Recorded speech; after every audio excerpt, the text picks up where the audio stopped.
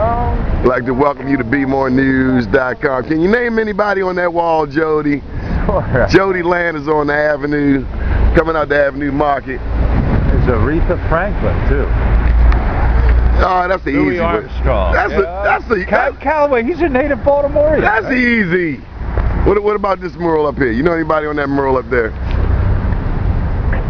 That looks like Paisi in the Yeah, that's quite easy. About the dude with the white beard. Top left. Oh, come on, that's Frederick Douglass. I'm glad you didn't get that one Harriet wrong. Tubman. On Pennsylvania Avenue, Jody got the #1, because you're always talking about. Why do you like talking about Frederick Douglass? Because I think he's one of the most amazing human beings that ever lived. Bar none. I mean, I've read his autobiography, his biographies. I've visited his homes in Washington, D.C. I visited his Why is he amazing? Because he was an incredible human being. I mean, when you look at all the deprivations that this man suffered, and yet he had an incredible heart. He had every reason to be an angry, bitter man. He went from being a slave to an ambassador for the United States. And he was just one of the most amazing human beings. Okay. Tell me what we have experienced. One of the things about him, he had this tremendous insight. He had this insight while he was a slave, that he realized that slavery robbed the slave owner of their humanity. You've said that before. What does that mean to a descendant of a slave? I mean... No, but what it means is it destroys everything. Yeah, it does. Racism is bad for business. It destroys the dignity of the slave as much as it destroys the dignity and human being of the slave. I mean, they call this president a tar baby, man. Well, listen, there's a lot of small-minded people in the world. But they seem to be in powerful positions quite often. I mean, this guy's in Congress, 174th, powerful politically and economically. I don't know too many people make 107. I know some people, but what have we learned on Pennsylvania Avenue? What are the people talking about? You talked to business owners, parents. They're talking about jobs. They're talking about needing help on Pennsylvania Avenue. The one lady I talked to about her 3 children needing places to go and things to do. Recreational opportunities. Was she a slouch parent, did you sense? She was a solid parent. I thought so. I was impressed. She awesome. Inspired me. Yeah. I mean, she set standards for her kids. When I asked her whether her son was thinking of going to college, she said he doesn't have a choice. Right here on Pennsylvania Avenue, we believe in education. What else? What are the business owners talking about? Business owners are talking about needing help with the business, want to see investment in the community. In the market, they're talking about getting some of these stalls filled. So the Avenue Market, right here, Pennsylvania and Lawrence. A lot of history here, a lot of culture, but also a lot of benign neglect, both from the inside and the outside. There were people who used to live here. They moved from Murphy Homes down the bottom to Randallstown, and then they didn't take care of the properties, and then there's been some neglect on behalf of, I heard you say it in one of our last interviews, a lack of investment. You said that there's been devastation, deterioration in the communities, East Baltimore, West Baltimore. We need to shift and bring some of the tools that they've used in the downtown market area to neighborhoods like this. I mean, I'm talking in terms of attracting business and tax credits and do that sort of thing here.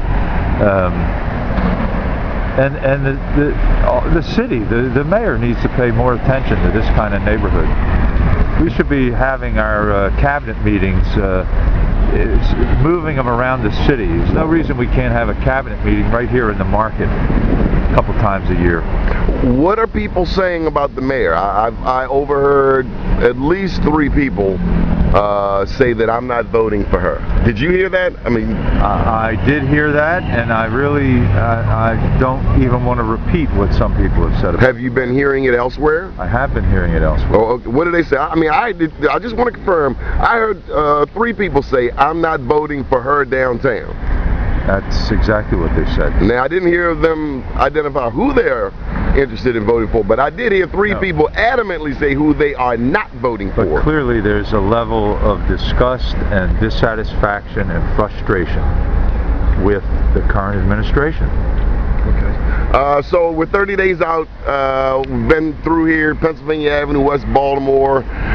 What can this neighborhood, many people look to BeMoreNews.com to ask the tough questions. What can we expect right here, Sandtown, Upton, Pennsylvania Avenue, Druid Heights, from a Landers mayoral administration? You can expect my full attention to trying to bring added life back to this neighborhood here and these businesses. And it isn't just the businesses here, it has to start with the residential community around it, because businesses need customers. They need people who live in this area and can afford to pay for the goods and the services they buy. So, unemployment is very high. In some places it's 10, 12%. In this neighborhood, in my community, it's easily 40%. Donnie, the other thing that I'm very keenly aware of, and I don't honestly have a solution to it, but the whole issue of getting ex-cons back to work, how people are just permanently closed out of the job market. That is such a if I can't get a job here, I'm really left. How can I support my family? How can I improve my life? So that's a big issue here, and the city has to devote its time and attention, and we're going to have to get other allies in that. It's more than just the city. It's the state, it's the federal government, it's the region. Jody, African American males comprise 44% of America's prison population. In the city of Baltimore, one number says about 42% of our young men are not graduating from high school. Is there a direct connection between a number of males not graduating from high school and the high number of African American males percentage-wise in prison? The failure of the school system just translates into that kind of crime rate, and we're losing whole generations here, and we have to stop it. We have to stop it, and I would like to see us draw the line now. I got one last question for you, and I'll prep you with, BeMoreNews.com. Thanks to Darren Muhammad, WFBR's 1590, the show called State of the City. We have been all on top of this Officer Torbett shooting. Our rallies and protests have gone back to the very beginning. So as of late, this is August 15th, word came out Friday, and in yesterday's paper about some of the developments.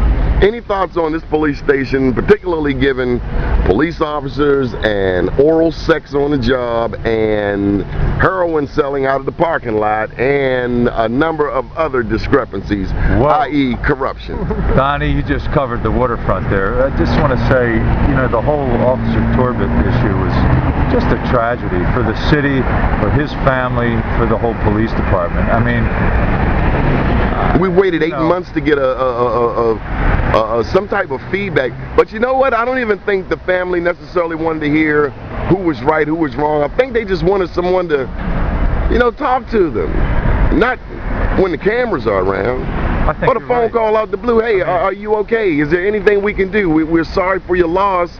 You need anything. And our understanding is that the family only heard word from the city, when the official word came down.